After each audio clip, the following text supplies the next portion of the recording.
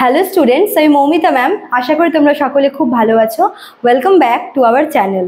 Students, আজকে আমি তোমাদের যেই টপিকটি নিয়ে ক্লাস নেব সেটা হচ্ছে তোমাদের third semester major political science থেকে উদারনীতিবাদ, বা যেটাকে ইংলিশে বলা হয় হচ্ছে লিবারেল থিওরি। ঠিক আছে, দেখো এই লিবারেল থিওরি বা উদারনীতিবাদ এই কথাটার সঙ্গে কিন্তু আমরা প্রত্যেকেই যারা আমরা পড়েছি আর কি পলিটিক্যাল সায়েন্স, আমরা কিন্তু জানি যে উদারনীতিবাদটা কি। ঠিক আছে, তবুও আমি বলছি যে উদারনীতিবাদ সম্পর্কে আমরা যখন পড়বো তখন প্রথমেই যেটা আমরা জানবো সেটা হচ্ছে ব্যক্তি স্বাধীনতা। দেখো পলিটিক্যাল সায়েন্সে কি হচ্ছে, পলিটিক্যাল সায়েন্সে বেশিরভাগ রাষ্ট্রবিজ্ঞানীরাই কিন্তু রাষ্ট্রকে সব থেকে বেশি গুরুত্ব দিয়ে থাকে, কিন্তু এই যে উদারনীতিবাদ যে নীতিটা আছে এই তত্ত্বে কিন্তু রাষ্ট্রেরও আগে ব্যক্তিকে প্রাধান্য দেওয়া হয়েছে। তো ক্লাসটা সম্পর্কে জানবো, যাবতীয় তথ্য সমস্ত কিছু আজকে আলোচনা করব। তার আগে বলে রাখি, যারা এখনো পর্যন্ত আমাদের অনলাইন ক্লাসে যুক্ত হওনি বা যারা যুক্ত হতে চাইছো তারা কিন্তু অনায়াসেই আমাদের হেল্পলাইন যে নাম্বার আছে আমাদের সেন্টারের হেল্পলাইন নাম্বারে যোগাযোগ করে কিন্তু আমাদের সঙ্গে যুক্ত হয়ে যেতে পারো। ঠিক আছে, তার জন্য কি করতে হবে, দেখো দেওয়া আছে এখানে দুটো নাম্বার, তোমরা যে কোনো একটি নাম্বারে যোগাযোগ করতে পারো। আমাদের এই নাম্বার দুটো দেখো, একটা হচ্ছে 6295916282 আর একটা হচ্ছে 7076398606। ঠিক আছে, তোমরা যে কোনো একটি নাম্বারে যোগাযোগ করতে পারো আমাদের সাথে। এবং তোমাদের যে সাবজেক্টগুলো আছে, যেহেতু আমাদের সেন্টারে সব সব আলাদা আলাদা টিচার রয়েছে সব সাবজেক্টের, তোমরা কিন্তু তোমাদের বিষয় নিয়ে আমাদের সেন্টারে অবশ্যই পড়তে পারো। আমরা অনলাইন ক্লাস নিই, লাইভ ক্লাস, এবং সে সময় কিন্তু আমরা নোটসও প্রোভাইড করি। এছাড়াও তো ইউটিউবে ভিডিও আছেই। ঠিক আছে, চলো দেরি না করে শুরু করে দিই আজকের ক্লাসটা।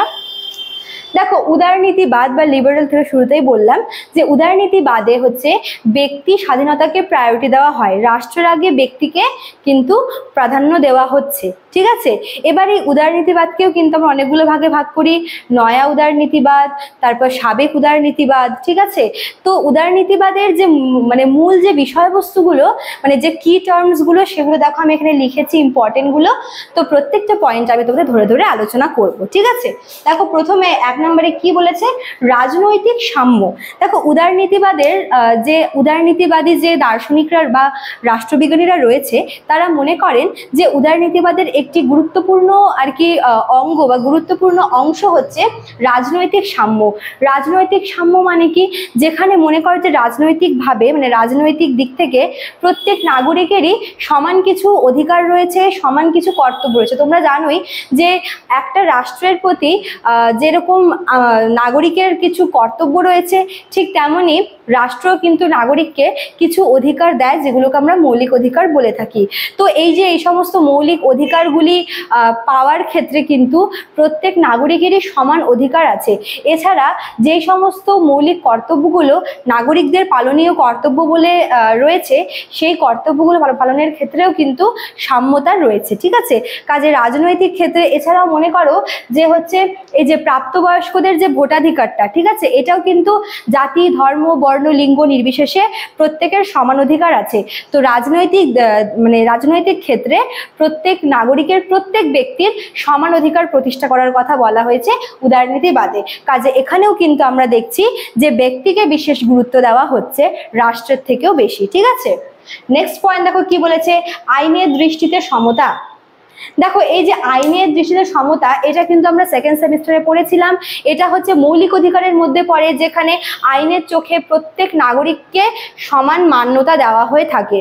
এক্ষেত্রে আমরা বলতেই পারি, মনে করো যে একই ভুলের জন্য একজন গরিব ব্যক্তি যেই শাস্তিটা প্রাপ্য, একজন বড়লোক ব্যক্তিও ঠিক সেই সেম শাস্তিটাই কিন্তু তার প্রাপ্য। ঠিক আছে, আইনের চোখে যে যদি কেউ আইন অমান্য করে, যদি কেউ আইন ভঙ্গ করে, আইন লঙ্ঘন করে, তবে তার তবে সে যেই দোষে অভিযুক্ত হবে, সেই অভিযুক্তকারীর কোনো জাত, ধর্ম, সে কোন জায়গা থেকে বিলং করছে, কোন ফ্যামিলি থেকে বিলং করছে, এই সমস্ত কিছু ম্যাটার করা হয় না।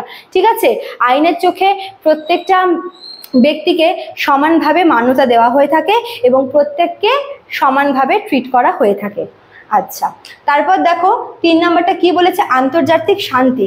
দেখো উদারনীতিবাদের একটা গুরুত্বপূর্ণ অংশ হচ্ছে আন্তর্জাতিক শান্তি।